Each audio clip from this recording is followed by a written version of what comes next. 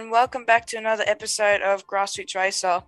Tonight's guest was recently racing at Phillip Island when I was there in the Formula V, and I'm really excited to meet him as he's agreed to come on the show as a guest to have a chat with me.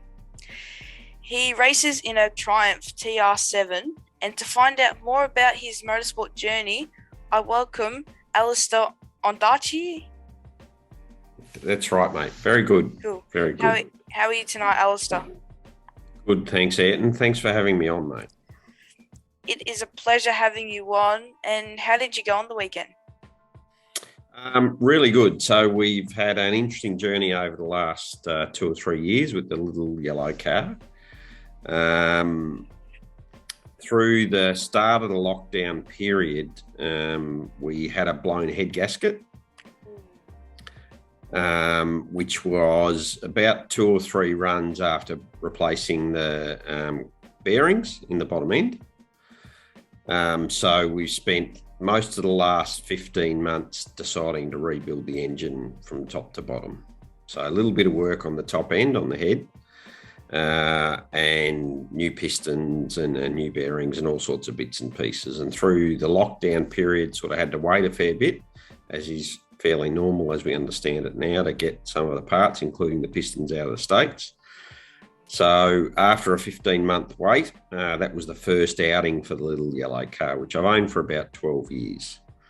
It's a 2-litre, 4-cylinder, what's called a Triumph TR7 Sprint. And our goal since owning it is to make the car sort of one of the fastest 4-cylinder Triumphs in the country. So they haven't been built for about 40-odd years. So it's been an interesting journey. And after lots and trials and tribulations, it was good to get out there on the weekend and get back to it. So we did a bit of practice on the Friday and started to tune up the car a bit. And I think we started race 1 on Saturday, about 15th or 16th on the grid, and managed to work our way up to finish 8th, which on the weekend, really good for us, really happy with the car. Some of the older guys who developed the car over the years have done a fantastic job. So the driver's still got a little bit of work to do, but we had a great weekend. It was quite exciting. We were lucky enough to be in the same group as the Brabham that was racing there, with Tim Slade driving it. So Tim had set up for the weekend. He wanted to break the outright lap record, which he did on Sunday morning, I think. So I was lucky enough to be out on the track when he did that. Yeah, he broke the lap record by, I'm pretty sure, just under 2/10. So the previous lap record was a 24.2 something, and then he did a 24.0. Yeah, so very, very exciting. There's a couple of photos floating around of us all. We were lucky enough to obviously to have lots of photos with him on the track, and a couple of times going past us, which was a little bit of fun. I'm sure in years to come, the stories might change a little bit. It might be the day that I lap Tim Slade in the Brabham. So, but we never let the truth get in the way of a good story. So, How did you get started in motorsport? So I probably had an interesting car in cars all my life, as long as I can remember. My brother, who's a little bit older than me, I can remember growing up, was always playing with cars and doing all sorts of stuff. I lived in the early 2000s over in the UK. And whilst I was there, came across a British sports car called a TVR, and was lucky enough to be able to buy one whilst I was there. So whilst I had it living in the UK, up in Scotland, started to do a couple of track days. And then when I moved back to Australia in 2004, we brought the car back with us. So I started out in motorsport doing sprinting in that car with the Mark Sports Car Association here in Victoria. And from that developed into buying the Triumph that I now own, and progressing into level 3 motorsport like yourself. Racing in the MG and Invited British Series. So I've been doing that for a while now. It's a lot of fun. Keeps me working hard to pay the bills, as you do. And thoroughly enjoying it with the group that we run with because they're all a pretty good bunch of people. So I had my brother racing in a Triumph Stag V8. I had my niece racing in her Triumph Stag V8. And me in the little 4-cylinder chasing them around as hard as I can. So, yeah. What tracks did you race while you were over in England? So I was actually living in Scotland. So the track that I used to go to a lot was called Knockhill. Oh yeah. And I used to go up there mainly just for or I call them the track days. But living in Scotland in the middle of summer. The sun quite often doesn't go down until about 9:30 at night. So you can 3 o'clock on a Friday afternoon go out to the track and pretty much do a full track day like we would normally do and head home at about 9 o'clock and the sun would still be up. So I did that a few times, which I really enjoyed. I had a friend of mine with a Porsche who was trying to talk me into going and doing the Nürburgring. He made the mistake of sending me a video of all the cars crashing at the Nürburgring, which put me off. So, yeah, it's definitely a tricky track. But yeah, Knockhill can be Did you find it a difficult circuit with the elevation change being very high? Look, it is, and unlike sort of the tracks I tell you we have here in Victoria, you get very difficult changing conditions. So I do remember my very first time going out there, I drove out of pit lane to turn 1, as I'd call it, and promptly managed to turn my car around a 360 because the track was quite cold, the tyres were quite cold, and I was very inexperienced at that point. So over in England, the conditions are known to be a lot cooler. So did it normally take a while for the tracks to get some grip in them? Where like over here in Australia, it comes pretty much instantly. Yeah. In comparison, you sum it up well. You had to be very, very conscious of getting your tyres up to pressure and temperature before you started to get grip.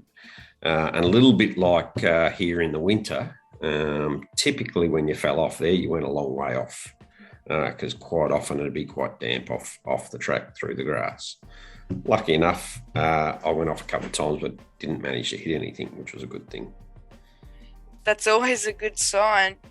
Did you have a favourite race in England? Look, I obviously, like probably anyone, I wanted to get down to Silverstone and have a drive around there. Work pressures and family pressures and things like that, unfortunately, didn't allow me to get down there. But I've always had a hankering to maybe get back at some point with a car and have another go because they have some fantastic tracks over there. Yeah, they really do. And I'm not sure if you know too much about simulators, but I have a game called iRacing. So they've got a lot of the British tracks on there, and they've just added Knockhill on there recently. So I noticed that the track is very, it can be very cold. Like when you go out there, there's little to no grip on most of them tracks, so it can be quite challenging. Yep, so Knockhill being based in Scotland, which is sort of north in the UK, in the middle of summer, it maybe only gets to 27 degrees, which here in Australia, we consider that just a normal, probably spring day. That might be the height of summer. So when you run around there in some of the cooler months, very, very challenging to actually get the car to grip and turn. So you came back to Australia. What was the first thing you raced when you came back here? So it took me a little while to get my TVR back to Australia when we first moved back here. It was probably 8 or so months before it finally arrived. So we had to get it, first of all, we had to get it engineered so I could get it registered in Victoria. So as soon as we got it registered, I think a few days later, I took it up to Winton with the MSCA and did one of the sprint days up there, which formerly here in Australia was probably the start of me doing a bit of motorsport. So, what did you do when you did you find it hard to get a job when you came back here, or did you start a business? No, I've been involved in financial services most of my life. So when I came back, having worked many years prior at National Australia Bank, and with some old colleagues went and did a little bit of work with them first when I first came back. So it was quite easy to sort of slot back into what I used to do. And on the weekends that you're not racing, do you like watching any categories of racing? I follow the F1s, obviously, and with Danny Rick having a drive around, that's always exciting to watch. I do watch a little bit of the V8s. I quite enjoy watching the sports car, the GT3 and sports cars go around, so I try and follow that a little bit. Here in Australia, however, that can be a little bit more difficult, as it's quite often with the pay-per-view services and all that sort of stuff. It can be quite hard to find which channel they're on and all that sort of stuff. So, but there's a bit more starting to filter through now, which is good. If money was no object, I'd probably be having a crack at Le Mans, I guess. So. Yeah, I've seen a lot of them gentleman drivers. They've got lots of money, and obviously when they were younger, didn't have a chance to race. Then to be fair, they focused on getting money so they could race. Absolutely. Yeah, they're oh, sorry, I just dropped my mouse. They're called gentleman drivers, so they go out there and have a bit of fun, and usually they've got more money than race knowledge. But you know, after a while, very kind, Ayrton. More money than sense, mate. So yeah, eventually they learn how to drive well, but yeah, it takes a bit of time. And I'm sure you and I sitting here would love to do the Le Mans race. Absolutely. You're telling me that you now race the yellow Triumph and you've had it for 12 years? Yep. How did you find the car? So when I came back, part of getting involved in going sprinting is you have to be a member of a car club. So my brother and my niece, a few people I got to know were all members of the Triumph Club.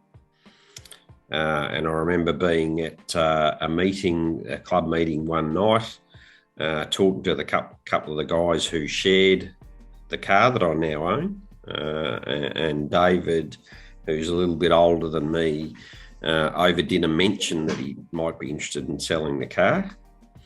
And without giving it a lot of thought, I said to him I might be interested in buying it. And that was at about 8 o'clock one night. We'd done the deal by 7:30 the next morning, because I was lucky enough to have David call me and say that he wanted me to own the car. He had a view that I would probably use it and develop it, and he was right, as we have done, to get the best out of the car. So when I first bought the car, it was a great car to start with. You know, over the last years, I've had a guy called Chris Swingler, who Chris used to work for Holden.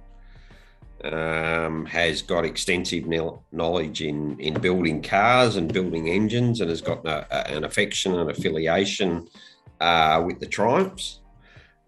He's got a very, very similar race car to mine, a Triumph TR7 with the 16-valve engine in it. So he spent a lot of time developing that engine to get it to effectively, on the most recent dyno runs, proving that we've now got an engine that outperforms the British Triumph, what's called Dolomite Sprint works cars in terms of engine output and things like that. So my part of it is a lot of work to do to be a better driver, to be able to keep up with the car. So we have a lot of fun chasing the MG guys around, and a couple of guys who've got V8s as well, similar to the V8 versions of mine, and we have a bit of fun keeping up with them and on occasion passing them, which the V8 guys don't like it when a four-cylinder drives past them, but it's all good fun. So yeah, so have you got any plans just to race the Vic State Series this year, or anything else? So we'll keep competing in the MG series. So the next round is Eastern Creek in Sydney next month. So we'll head up there in the middle of June and do that. And then we'll do a couple of sprint days. I think we've got the Triumph Car Club have got an all Triumph day with MSCA in August up at Winton. We'll go and do that. And then we'll certainly do at the end of the year at Sandown Historics. where the Formula Vs might be running. I think they normally do run there every now and again. Is that August 14th, I think, that weekend? So I know in November is Sandown Historics, but yeah, there could be at Winton. Yeah, it could be that weekend. I think that we'll be running there with the MG and IB guys. The lower horsepower cars like mine quite like Winton against some of the faster cars because they don't get to use their straight line speed. So we'll probably go there and have a bit of fun. At Winton, the Formula Vs, even though they're a lower horsepower car compared to Formula Fords, they struggle a lot through the infield. I noticed it's very hard to get it tuned in and like made the apex and whatever. To steer it, like not on my arm, sorry. It feels like it understeers a lot. So I'm not sure how you guys feel, but yeah, that's how it feels for these. Yeah, certainly. Winton's a very not a high-speed track, but it's a very technical track. So it's where brake performance and suspension setup really start to play a part. So that's part of the stuff. I've got Mark, who's at Mark Johnson Racing in Lilydale. He helps me engineer the car at the track. So some of the things on our list of things to do is to now starting to get the car to turn better. It was noticeable at the weekend. We were getting a bit of understeer at the high-speed corners. So that's now a little bit of suspension development that we've got to start to do, which is fairly similar to what you have to do with the Formula Vs. So. Yeah, I noticed into turn one in the final race, I had a bit of understeer towards the but so Formula Vs, it's easy flat and you should be mid-track, where I was still having to back off and I was right at the ripple strip. So wasn't my car though, so we'll have to think about that for my car and hopefully it's a bit different. Sure, and self-preservation is not such a bad thing. So. So have you done all the rounds of the Vic State Series so far, and do you like it? I haven't done all the rounds this year because we only just finished putting the car back together. Historically, we would run the series with the car, sort of up until a few years ago, obviously. As I said, I'm also involved with the Mark Sports Car Association, so I run there a little bit and help out there as well. Plus, I've got a friend of mine who runs a Formula 5000, so I do spend a bit of time with him, both testing, practicing, and obviously running in a couple of categories that they run at the historic events, and that's a lot of fun with that car. So, yeah, that's really cool. And another thing is, do you have any advice to anyone who would like to get into racing? What advice do we have? So we do a little bit of driver training. I do. I'm involved with what's called the Come and Try with the Mark Sports Car Association. First thing I often tell most people when they're starting out in motorsport and getting their cars is, which was once told to me many, many years ago, before you can make the car go fast, you've got to make it stop. And if it all goes wrong, push the middle pedal through the firewall if it helps you get there in the end. I've seen lots of people who are pretty good at making their cars go pretty fast in a straight line, but I've often found the secret is to make it go around the corners. So. I mean, I feel like if I can drive through the corner, I just got to rely on my engine to help me the rest of the way. But I seem to be more of a quarter person. I like to go in hard into the corners and work on getting good exit speed while I'm at it. So Sure. And you'll often hear people talk about slow in, fast out. Being able to get a car and a few different cars to turn in and then be in the right spot on the apex and things like that is often the secret to getting a really good lap time. I've found driving like my car, it's not a high horsepower car, It's about getting those entry speeds right, getting the exit speed right, and keeping the power up on the car to be able to get a good lap time, as opposed to simply just being able to point and shoot like some of the big horsepower cars. Yeah, I agree with you 100%. Have you got anyone or sponsors that you'd like to thank to have supported you? Well, obviously, as I mentioned earlier, Chris Swingler Racing. Chris looks after and has developed my engine over the last 12 years. Mark Johnson at Mark MJR, who are based in Lilydale. He's a race engineer, so he does all our track support. He looks after the car in between events. I like to do a little bit of work on the car myself, but that's often done in conjunction now with Chris and Mark, to make sure the car's prepared properly, and talking about often as we do what's next. So now that we've got the engine really running well, we've still got a little bit to do there. Now we're starting to talk about some of the next steps. Probably the most important of which is me just being a better driver, and that's about spending time in the seat. So we often talk about when we go racing, pretty important to do the Friday practices where you can. So by the time you get to qualifying on a Saturday morning, you're already ready to go. Not taking yourself too seriously, and just making sure you have fun. So I was lucky enough on the weekend, we actually had myself and 5 of my mates were all racing together, which was really good fun. So, well, thanks for speaking to me tonight, Alister. No problem, mate. Thanks for having me. I wish you the best for the rest of the year, and I look forward to seeing you back out on the track. And to anyone else driving this weekend, remember to drive fast and take chances, safely, of course. Thanks, Ayrton. See you soon, mate. All good.